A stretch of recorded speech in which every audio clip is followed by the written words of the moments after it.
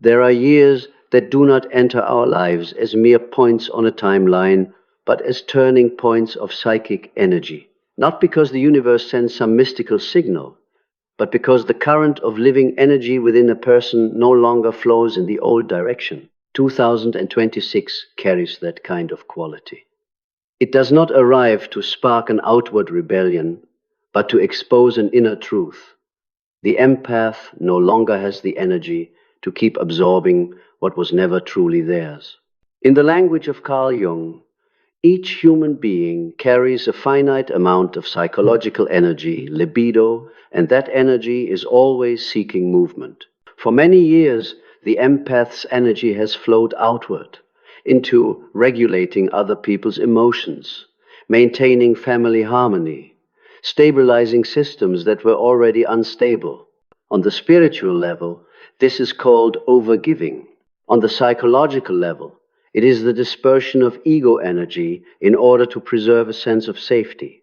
But no current of energy can keep flowing outward forever without creating a point of depletion.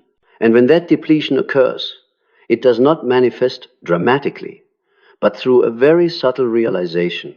If I continue to stay silent, continue to endure, continue to understand others, I will lose my connection to myself. This is not explosive enlightenment. This is a compulsory reclamation of energy. On the energetic level, the year 2026 carries the signature of a cycle returning to the center. What was once contained, endured, and carried on behalf of others begins to demand to be returned to its rightful place. The empath does not confront the narcissist because they seek conflict, but because the old energetic field where they were always the absorber has collapsed. When energy no longer flows outward to feed illusion and manipulation, confrontation becomes unavoidable. According to Jung, any energy that is suppressed or misdirected for too long will return in the form of fate. And in 2026, what returns is not only the narcissist standing before the empath, but the truth about the role the empath has carried for so long. This is no longer a story of personal conflict. It is the moment when psychic energy forces the empath to choose, to keep dispersing themselves, to maintain outer peace, or to reclaim themselves in order to preserve inner wholeness. Part 1. The shift of collective energy. After 2020, 2025. From 2020 to 2025, the world did not merely pass through a series of external events. More important and far less discussed was a silent restructuring of collective psychological energy. The pandemic, isolation, economic instability, social conflict, and information overload forced people to remain for extended periods in a state of baseline stress. Not explosive stress, but prolonged stress that slowly erodes the nervous system from within. On the psychological level, this was a phase in which life energy could no longer be released in healthy ways through connection, social interaction, or a basic sense of safety. On the energetic level, outward flow was blocked, forcing consciousness to turn inward, not by choice, but by circumstance. People began spending far more time alone with themselves than they had ever been accustomed to. And it was precisely within this enforced solitude that old psychological structures began to surface. Empaths were the group that felt this shift most acutely. For many years prior, they had functioned as the emotional regulators of the collective, soothing, listening, maintaining harmony, carrying what others did not want to face. When the world was relatively stable, this role was seen as useful, even praised. But when crisis became prolonged, collective energy no longer had the capacity to be regulated, and those who served as regulators became the first points of overload. Between 2020 and 2025, a critical change occurred. Endurance was no longer compensated by meaning. Previously, empaths could endure because there was still hope that things would eventually improve, that their sacrifice would bring peace, that loving long enough would heal the system. But during this period, the nervous system began sending a different message. There was no longer any emotional reward for continuing to carry the burden. Energy was being consumed without renewal. At a deeper level, this marked a shift in collective energy from co-regulation to self-regulation. Structures that relied on a small group of emotionally resilient individuals to carry stability for the many began to collapse. Families, relationships, organizations, any system dependent on a single empath to maintain balance became fragile once that individual's energy was depleted. By around 2024, 2025, this exhaustion was no longer merely personal. It became collective. Across different cultures, many empaths simultaneously reached the same realization. If life continued this way, the cost would no longer be burnout, but ego disintegration. This was not negative thinking. It was the psyche's instinct for self-preservation. From this foundation, 2026 emerges as a point of energetic reversal, not because the external world suddenly changes, but because inner resources no longer accept the old structure. Collective energy begins withdrawing from unconscious roles: the sacrificer, the carrier, the one who endures to keep the peace. Instead, it seeks a return to the personal center. This is the true context in which empaths begin to confront, not because they have become more aggressive, but because energy no longer flows outward to sustain imbalance.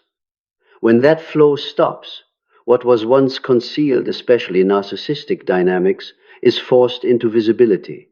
And at that point, confrontation is no longer a moral choice, but the natural consequence of an energetic shift that has been accumulating for many years. Part 2. Why narcissistic power weakens when collective energy reverses direction.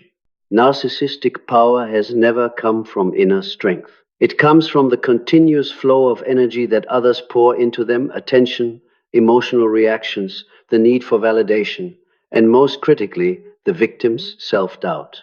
For many years, this structure functioned smoothly because collective energy was still flowing in the old direction, outward to soothe conflict, preserve appearances, and maintain peace through personal sacrifice. But when that flow reverses, narcissistic power begins to weaken at its core. The key point is not that empaths have suddenly become stronger, but that the unconscious supply has been withdrawn. As collective energy shifts from co-regulation to self-regulation, the narcissist's familiar strategies, provoking chaos to gain attention, manipulating to control others' emotions, creating drama to remain the central figure, no longer trigger the expected reflexes. The empath's silence, neutrality, and withdrawal of participation push the narcissistic system into a state of energetic starvation. At the level of depth psychology, this is the moment when the persona loses its reflective surface. The narcissist exists through mirrors, through the gaze, feedback, and roles others play in validating the false self. When the empath stops absorbing and reflecting, that mirror fades, not because the empath attacks, but because they no longer reflect. And when the persona is no longer mirrored, the shadow, the chaotic, empty, shame-laden core begins to surface. This weakening is often misunderstood as calmness or indifference. In reality, it is a crisis of internal regulation. Narcissists are not skilled at self-regulation. They rely on others to perform that function. When collective energy withdraws from the regulating role, the narcissist is forced to face a state they can rarely tolerate: being alone with themselves. With no one to blame, no reactions to exploit, no script to direct, their power dissolves.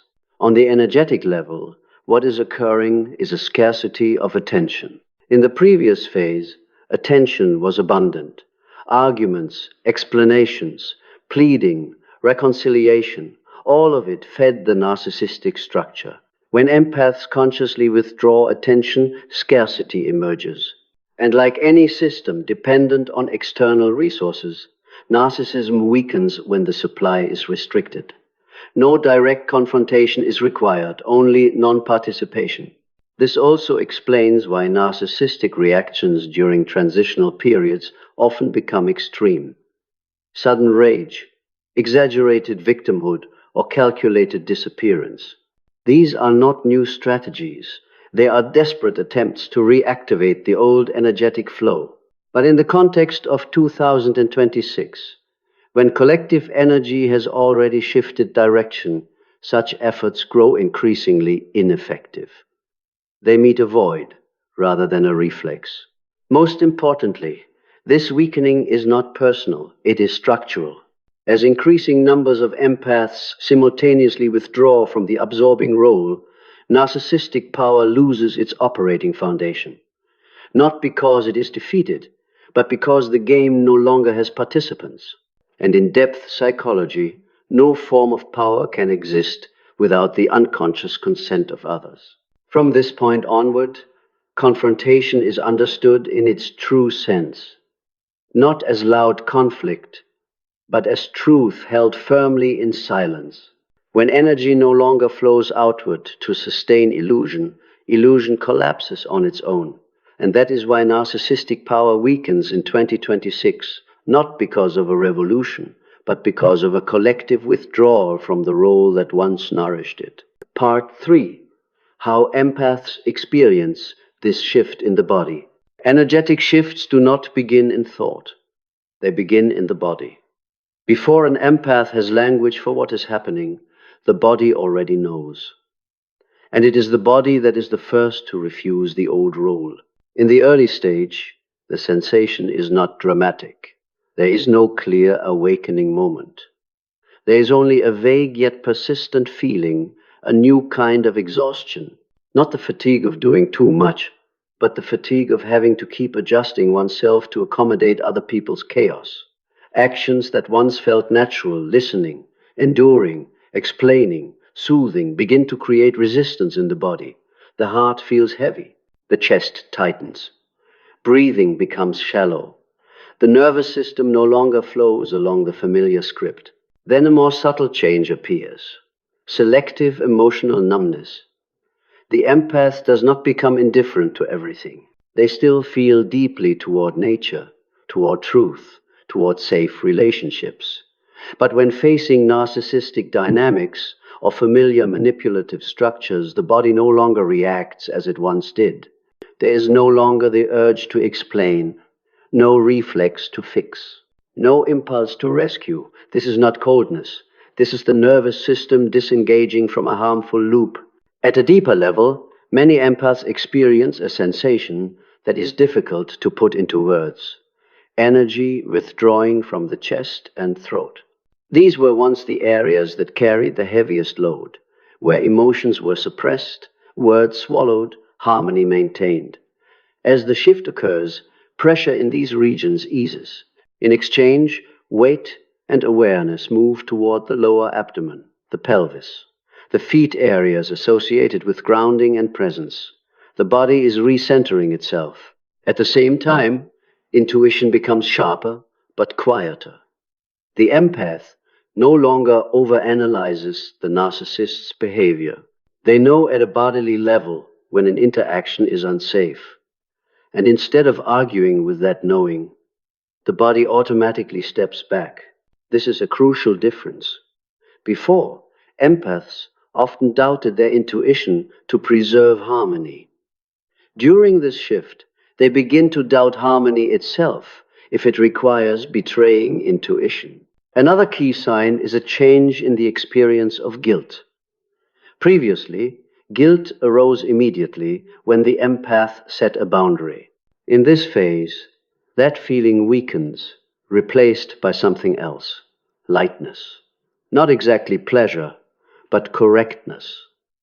The body responds positively to truth, even when that truth brings external loss. This indicates that energy is being redistributed from maintaining relationships to maintaining inner integrity. And finally, there's a very distinctive moment that many empaths describe in strikingly similar terms: even if they have never spoken to one another. Inner silence, not emptiness, not sadness, but silence without tension. The questions that once haunted them. What are they thinking? Am I being too much? What if I had done things differently? Simply fall away, not because answers are found, but because the body no longer treats those questions as necessary for survival. It is here that the empath begins to confront in the deepest sense, not through words, but through a presence that no longer participates. When the body stops supplying energy to the old role, the entire manipulative structure loses its anchor. And this is not learned from books or spiritual theory. It is learned within the nervous system itself, one that has endured long enough to know this is the moment to stop. Part 4. Confrontation is no longer an action, but a new state of being. What must be clarified at this stage is this. The empath's confrontation in 2026 does not take the familiar forms society tends to imagine. It is not arguing. It is not exposing or calling someone out. It is not an emotionally explosive moment. In fact, if an empath still feels the need to speak at length, explain repeatedly, or prove anything, the shift has not yet been completed. True confrontation only appears when there is no longer a need to do any of those things. At the level of depth psychology, this is the moment the empath exits the object relationship. Previously, their identity was partially organized around others, their reactions, their emotional states, their stability. When energy returns to the center, that reference axis collapses. The empath no longer asks, "What should I do so they will understand?" Instead, the question naturally becomes, "Am I positioned correctly with myself?" And when the question changes, the entire power structure changes with it. From a Jungian perspective, this is when projection is withdrawn. The narcissist once carried the image of power, certainty, even survival within the empath's psyche. But when the empath no longer invests energy in maintaining that image, the projection falls away. The narcissist no longer appears as a force that must be confronted, but as a person trapped within their own structure of lack. Confrontation at this point is not conflictual, it is disillusionment. On the energetic level, this shift is very clear. The empath stops broadcasting. No more signals of appeasement. No more signals of apology. No more signals of waiting for a response.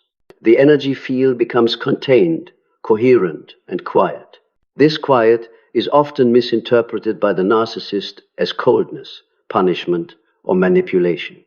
In reality, it is the end of unconscious participation. Another crucial consequence is the empath's complete change in how conflict is perceived. Previously, conflict was seen as a threat, something to be avoided at all costs. In this new state, if conflict arises, it is simply information. It no longer triggers survival responses. The empath can observe, register, and recognize without needing to intervene. And it is precisely this capacity that makes confrontation impossible to manipulate, because there is nothing left to hook into. This also explains why many narcissists respond during this phase by escalating drama or withdrawing entirely. They are searching for signs of the old participation, anger, pain, explanation, pleading. Instead, they encounter something entirely different, a presence that does not need to prove itself. This is what destabilizes the narcissistic structure most, because their power has always required a reactive object in order to exist. And here, an important truth must be spoken. The empath does not change in order to confront the narcissist. The empath returns to their rightful position, and that alone makes confrontation inevitable.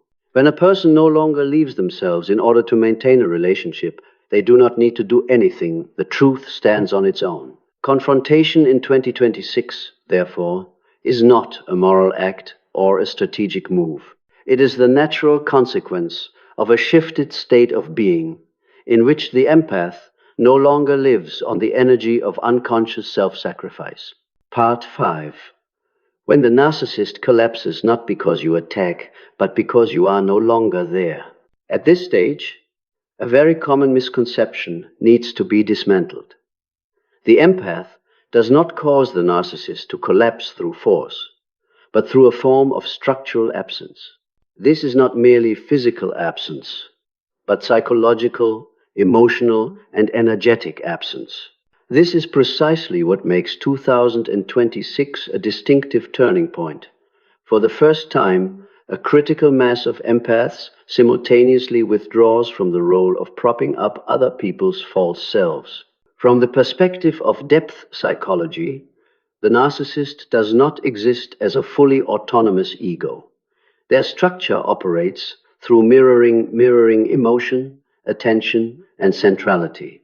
When the empath stops absorbing, regulating, and reacting, this source of mirroring disappears. And what collapses is not the relationship, but the narcissist's self-sustaining structure. This explains why, during this phase, many narcissists fall into highly characteristic states.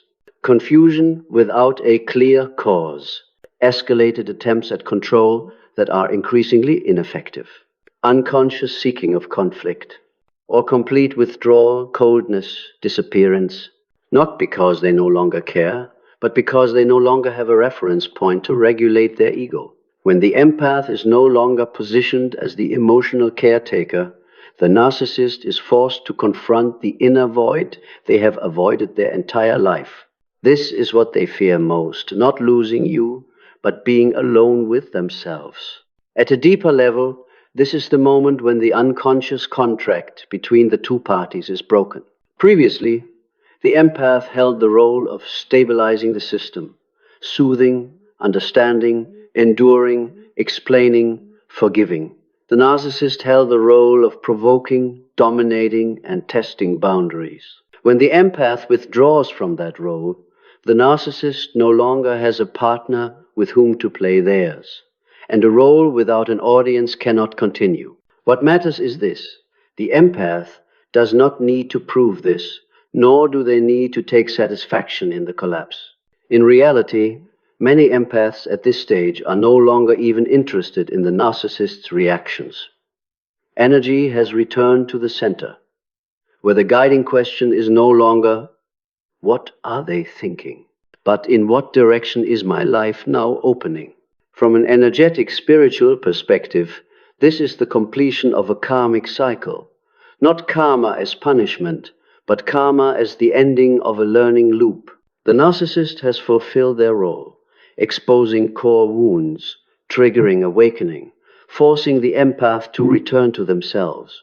When the lesson is recognized, the bond dissolves naturally, no fighting, no winning or losing. And this is the fundamental difference between 2026 and previous years. The empath no longer needs to escape the narcissist. They step into a different reality, one in which the old structure no longer has authority. The narcissist may still exist, but they no longer have access, no energy to extract, no reactions to trigger, no role left to manipulate. Part 6. Confrontation is no longer a confrontation. It is the repositioning of the ego and inner sovereignty. At this level, one point must be clarified, as it is easily misunderstood. Confrontation in 2026 does not mean opposing, exposing, or emotionally reacting. If confrontation is still understood in that way, the empath is still operating within the old orbit, where energy continues to be pulled outward to respond to others. The true shift of 2026 lies much deeper. Confrontation becomes an act of ego repositioning, not a collision between two people. From Carl Jung's perspective, what is occurring is a turning point in the process of individuation. The empath no longer defines themselves through relationships, roles, or their usefulness to others. They begin to exist from a more stable inner center, where the ego no longer depends on being needed, validated, or retained. It is precisely at this point that confrontation occurs not through words, but through a structural change in the ego itself. The narcissist senses this shift very clearly, even if the empath says nothing. This is because narcissists do not read moral language or rational explanations. They read energy fields and psychological order.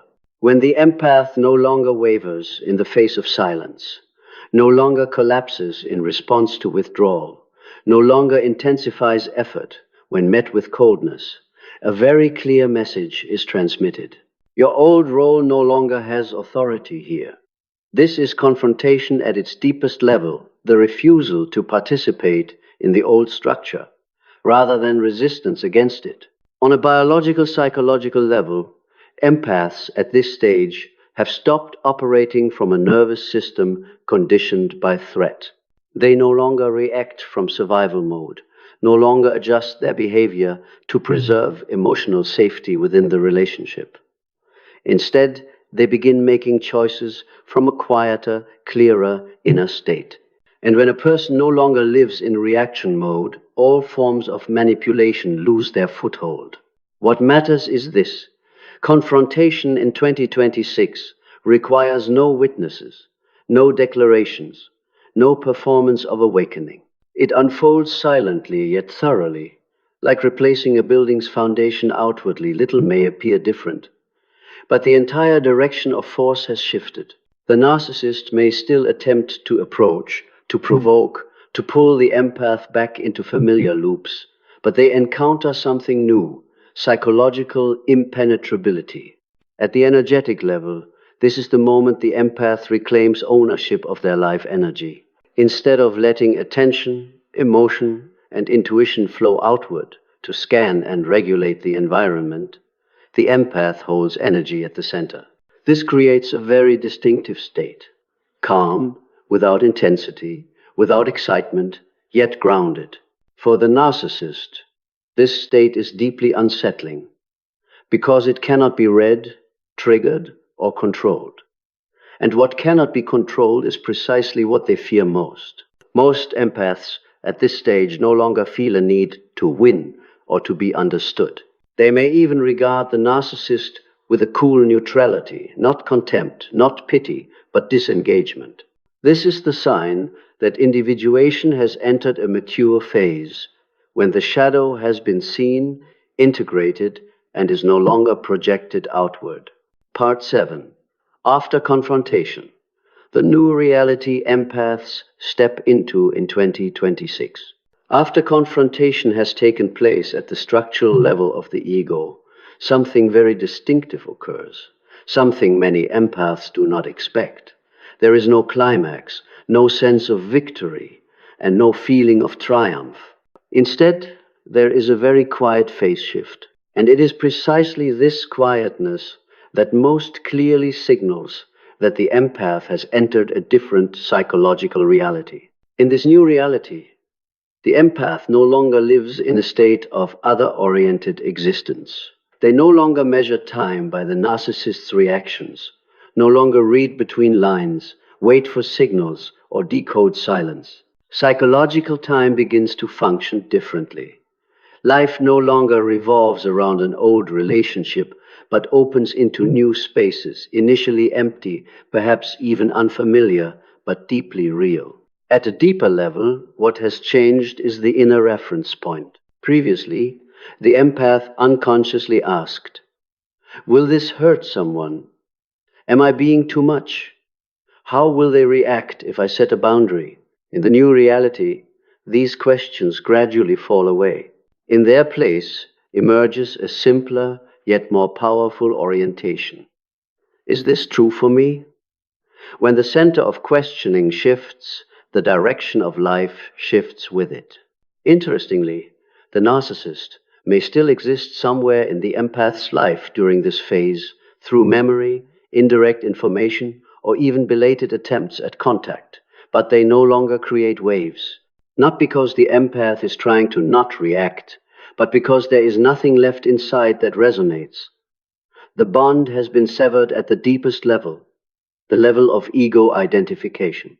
From the perspective of depth psychology, This is the point at which projection is fully withdrawn.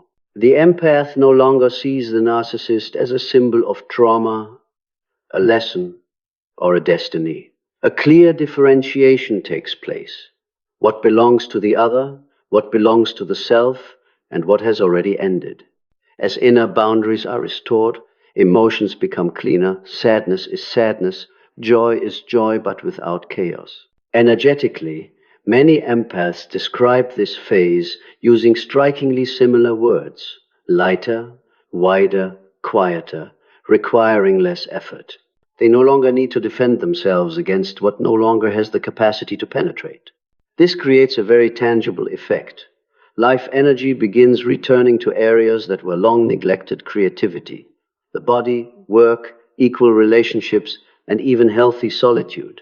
Another important shift appears in how empaths connect with others.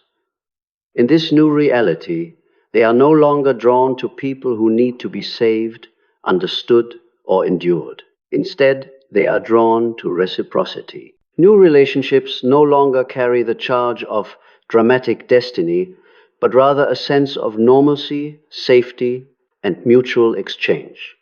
And it is precisely this normalcy that empaths once believed they did not deserve. At an even deeper level, 2026 marks a closing point. The empath ends an intergenerational role. They no longer carry what families, lineages, or the past failed to resolve. Not through dramatic rupture, but through no longer identifying with that role. When a person no longer lives through an old role, the old cycle closes on its own. For this reason, Part 7 is not the aftermath of confrontation, but the natural consequence of inner maturation. The empath does not enter a more perfect life, but a less distorted one, less compensating, less carrying for others, less needing to justify their existence. And that is the clearest sign that the psychological shift of 2026 has completed itself. Not because the world has changed, but because the empath's position within that world has. If one had to name the core essence of 2026 inches, an honest language, it would not be awakening, not victory, nor karmic retribution. It is the year of recalibration, a recalibration of a life axis that has been misaligned for far too long through adaptation, through loving in the wrong places, through carrying burdens that were never truly one's own. For many years, empaths believed that their sensitivity was a gift meant to be used to heal others. But by 2026, a deeper understanding emerges. Any gift that is severed from inner sovereignty becomes an obligation, and an obligation carried for too long turns into erosion. Not because the empath gave too much, but because they were giving from a place that was no longer being nourished. What ends in this year is not the relationship with the narcissist, but an old way of living, a structure in which the empath existed as an emotional regulation system for others, an invisible support for egos that could not stand on their own. When that structure collapses, there is no loud noise. There is only a different kind of silence, the silence of someone who is no longer pulled into a familiar role. And within that silence, a truth that is difficult to deny reveals itself. Confrontation was never an act directed at another person. It is the moment you stop turning away from yourself, the moment you stop calling sacrifice love, the moment you realize that empathy does not require self-erasure in order to prove worth. 2026, therefore, does not bring an easier world. Narcissists do not disappear. Families do not suddenly become healthy. The past is not rewritten. But one crucial thing has changed. You are no longer standing in the wrong place within those structures. And when your inner position is restored, everything else automatically loses its power to manipulate you. In the language of Carl Jung, this is the moment when individuation reaches a rare level of maturity, when the ego no longer needs to be validated by being needed, and the self no longer has to prove itself through endurance. The empath steps out of the roles of the peacemaker, the one who understands everything, the one who endures the most, and returns to being a whole human being, one with boundaries, needs, limits, and the right to choose non-participation. Thus, 2026 does not belong to empaths because they become harder, colder, or more clever in dealing with narcissism. It belongs to them because, for the first time, they no longer need to deal with it at all. They live from the center, not from reaction. They exist as presence, not as role. And when a person lives this way, every structure that once depended on their misalignment dissolves on its own. This is not the beginning of a new battle. It is the end of an old cycle, a cycle in which you have learned enough, endured enough, understood enough. And when the lesson is complete, the only thing that remains is a life set back on its true course, quiet, grounded, and no longer in need of proof.